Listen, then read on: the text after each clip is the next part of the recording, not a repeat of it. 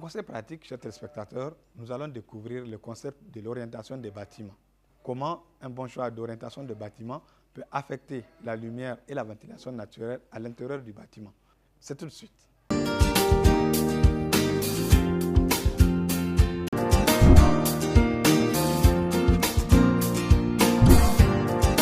Lorsqu'on parle d'orientation de bâtiment, on désigne la position du bâtiment par rapport aux points cardinaux, c'est-à-dire l'orientation des façades vers l'est, le sud, le nord, et ça influence l'apport en lumière naturelle et en ventilation naturelle.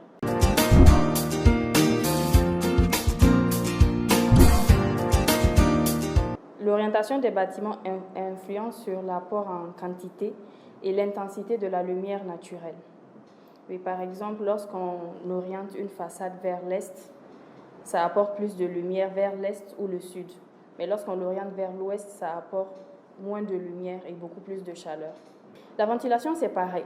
Il faut tenir compte des directions des vents dominants, parce que nous avons les vents dominants et les vents locaux.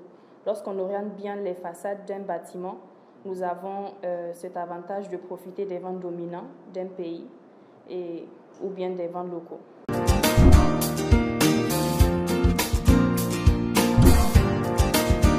En fait, il faut tenir compte des conditions climatiques du pays. Notre pays est un pays chaud et donc pour orienter les fenêtres, il faut d'abord choisir la façade qui apporte plus de ventilation, plus d'éclairage et moins d'ensoleillement. Et la position idéale qu'on va dire, c'est la façade sud-est. Oui, parce qu'on est dans l'hémisphère nord. Donc la façade sud-est, elle est l'idéale. Maintenant, pour ce qui est de l'éclairage naturel, il faut utiliser de grandes tailles de fenêtres et des puits de lumière pour plus d'apport en lumière naturelle. Il faut que la superficie des baies entières soit approximativement 1/5 de la superficie du plancher.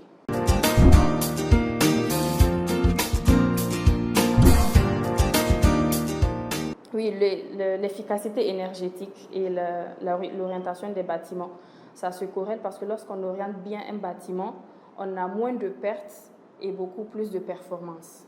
On aura de moins en moins besoin d'utiliser l'éclairage électrique, oui, parce que lorsqu'on a du soleil de 7h à 19h, les lumières seront éteintes. Pendant ce temps, on aura juste besoin de la lumière de 19h au lever du soleil. Lorsqu'on l'oriente bien, parce qu'il y a des maisons, lorsqu'elles sont mal orientées, on aura besoin de l'éclairage artificiel du matin au matin.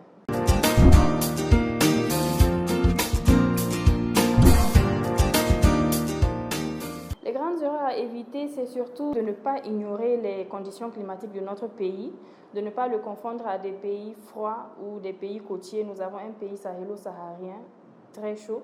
Donc, tenir compte des conditions climatiques, premièrement. Deuxièmement, bien positionner l'orientation de nos baies, comme je l'ai dit tantôt, vers l'est et vers le sud. Éviter l'orientation des baies vers le nord, parce que si on l'oriente, par exemple, vers le nord, à la tombée de la nuit, le bâtiment a tendance à relâcher la chaleur qu'il a accumulée pendant la journée. Pour surtout éviter ces erreurs-là, il faut faire appel aux professionnels en architecture, en urbanisme, pour éviter beaucoup d'erreurs en termes de conception et de construction.